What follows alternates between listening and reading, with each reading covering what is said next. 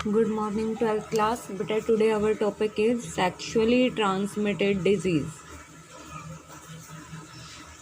Sexually transmitted diseases, जिन्हें हम short form में क्या कहते हैं, एसटीडीज कहते हैं. ठीक है. सेक्सुअली ट्रांसमिटेड डिजीज़ क्या है बेटा? ये वो डिजीज़ और इन्फेक्शन है, डिजीज़ और इन्फेक्शंस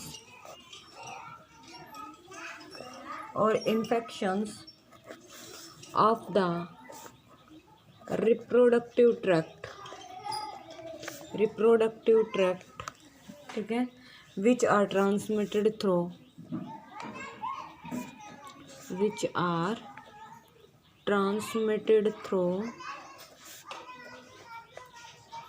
sexual intercourse.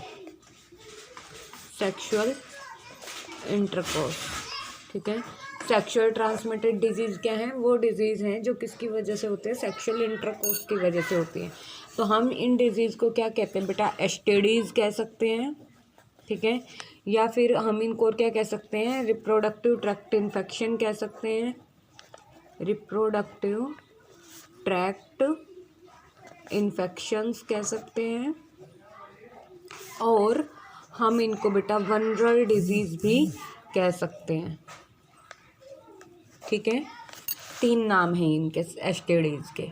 अब बेटा जो नॉर्मली मतलब जो सेक्सुअल ट्रांसमिटेड डिजीज़ में कौन कौन सी डिजीज़ आती हैं? तो कॉमन सेक्सुअल ट्रांसमिटेड डिजीज़. ठीक है. तो उसमें gonorrhoea, syphilis,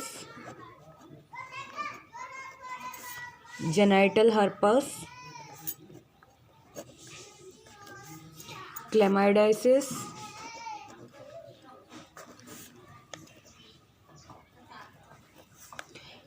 genital वार्ट्स,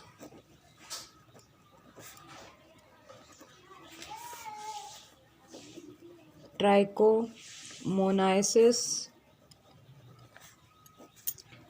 hepatitis B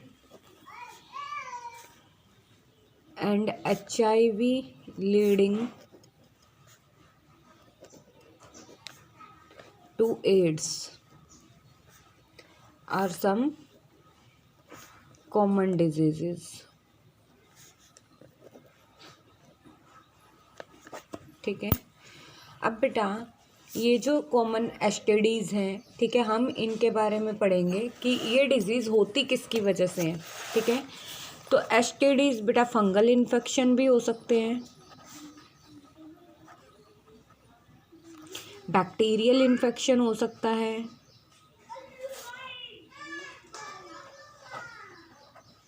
ठीक है,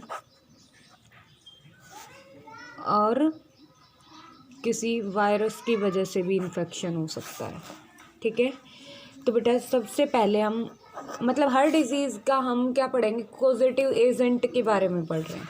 तो गोनोरिया सबसे पहले किसके बारे में? गोनोरिया कौन से किस पैथोजन की वजह से होगा बेटा? ये सारे क्या है? Pathogen, disease causing pathogens.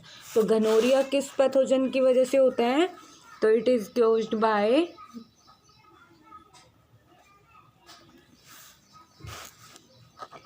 नेलेस्ट्रिया gonorrhoea. ठीक है. ये कॉजेटिव एजेंट है और ये क्या है? एक बैक्टीरिया है. ठीक है. इस बैक्टीरिया की मतलब गोनोरिया डिजीज़ किसकी वजह से होती है? बैक्टीरिया की वजह से. बेटा ये बोर्ड एग्ज़ाम के लिए इम्पोर्टेंट नहीं है. ठीक है. बोर्ड एग्ज़ाम में आपको ओनली लिखना है एसटीडीज़ की डेफिनेशन, कॉमन एसटीडीज़ कौन कौन सी हैं, ठीक है, और हम उनका प्रिवेंशन कैसे कर सकते हैं. ठीक है. लेकिन ये जो मैं आपको कॉजेटिव एजेंट्स के नेम बता रही हूँ ये नीट वगैरह के लिए इम्पोर्टेंट है. ठीक है. तो ये याद रखने हैं. सेकंड क्या था बेटा? सिफिलिस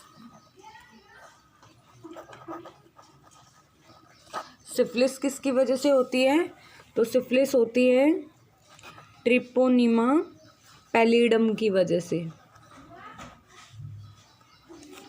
ठीक है. और ये भी क्या है बेटा? एक बैक्टीरिया है, ठीक है। Third, genital herpes. Genital herpes किसकी वजह से होती है? तो ये होती है हर्पस सिम्प्लेक्स वायरस की वजह से, हर्पस सिम्प्लेक्स वायरस की वजह से, ठीक है। अब बेटा ये जो सिंपल हर्पस वायरस है ये 2 टाइप का होता है, ठीक है। इसे हम शॉर्ट फॉर्म में क्या कहते हैं? HSV कहते हैं, हर्पस सिम्प्लेक्स वायरस, ठीक है। तो ये 2 टाइप का है, HSV1 और HSV2, ठीक है। ये 2 टाइप का होता है, या फिर हम इसका HSV2 लिख सकते हैं, ऐसे भी लिख सकते हैं, ठीक है।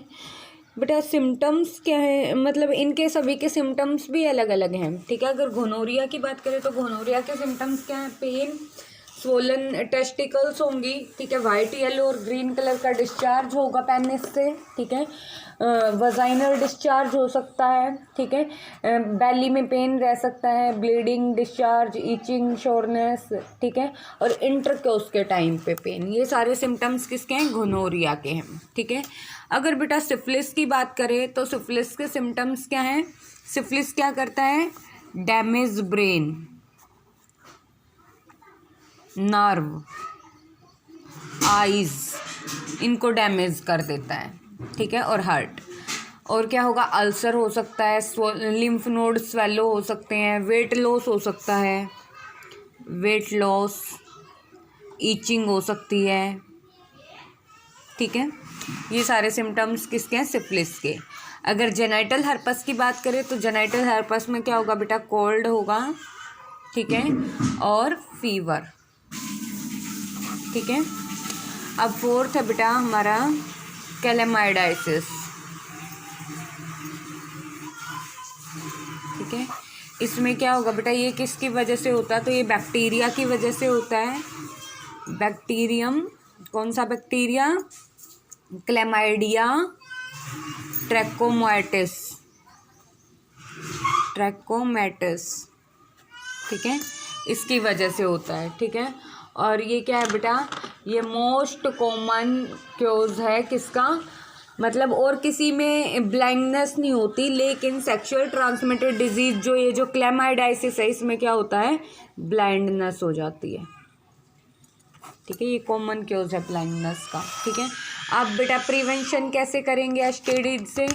तो प्रिवेंशन कैसे करेंगे? एक तो जो हाई रेट जो होता है एस्टेडीज़ का, कि कौन सा एज ग्रुप क्या होगा इसके लिए?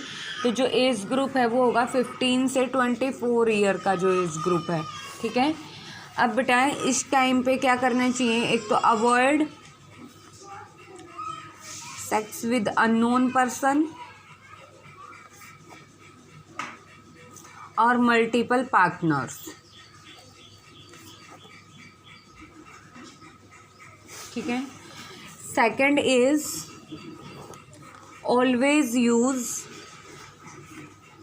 Barrier methods. बैरियर मेथड्स पढ़े थे ना बर्थ कंट्रोल में, तो बैरियर मेथड्स ड्यूरिंग कोइटस, ठीक है। और क्या करना चाहिए बेटा? Not share needle to more persons. Hospital में निडल यूज़ की जाती है ना, सिरिंज, उनका ज़्यादा पर्सन्स पे यूज़ नहीं करना चाहिए, एक पे यूज़ करके उसको डिस्ट्रॉय कर देना चाहिए, ठीक है। 4th, get a vaccination for hepatitis B. Hepatitis B के लिए वैक्सीन लगवानी चाहिए। Avoid sharing towels, avoid sharing towels and under clothing, ठीक है। और क्या करना चाहिए भाई? जैसे कुछ लोग क्या करते हैं, ड्रग्स लेते हैं, ठीक है, वो भी क्या करते हैं? सिरिंज का यूज़ करते हैं, ठीक है। तो वो क्या करते हैं? एक ही सिरिंज से एक ने लिया, फिर दूसरा फ्रेंड होता है कोई, तो वो भी उसी सिरिंज से ड्रग्स ले रहा है, तो उससे भी इन्फेक्शन के चांसेस होते हैं, ठीक है। या फिर जैसे HIV जैसा इन्फेक्शन है बेटा, तो HIV जैसे इन्फेक्शन में क्या होता है कि अगर सपोज किसी को चोट लगी हुई है, ठीक है, ज़रूरी नहीं है कि मतलब सेक्सुअल इंटरकोर्स की वजह से ही हो या मल्टीपल पार्टनर की वजह से हो, बिना इन रीजंस के भी ये डिजीज़ हो सकती है। जैसे कि अगर किसी को पहले से कहीं पर वोंड हो, ठीक है, और कोई HIV पर्सन है, अगर उसका कोई एक्सीडेंट हो जाता है और उस टाइम पे कोई नॉर्मल पर्सन जिसको कोई डिजीज़ नहीं है और वो उसकी हेल्प करने के लिए जाता है, अगर उसका ब्लड उसके कांटेक्ट में आएगा तो उससे भी उसको STDs हो सकती है, HIV जैसा इन्फेक्शन हो सकता है, ठीक है। और बेटा ये जितने भी डिजीज़ हैं, सेक्सुअल ट्रांसमिटेड डिजीज़, इनके अंदर मतलब जल्दी से सिम्टम्स दिखाई नहीं देते हैं, ठीक है, सभी में सिम्टम्स दिखाई नहीं देते हैं, सिम्टम्स बहुत लेट डेवलप होते हैं इनके अंदर। तो इसमें क्या करना चाहिए कि हम अगर डाउट हो, इन केस ऑफ डाउट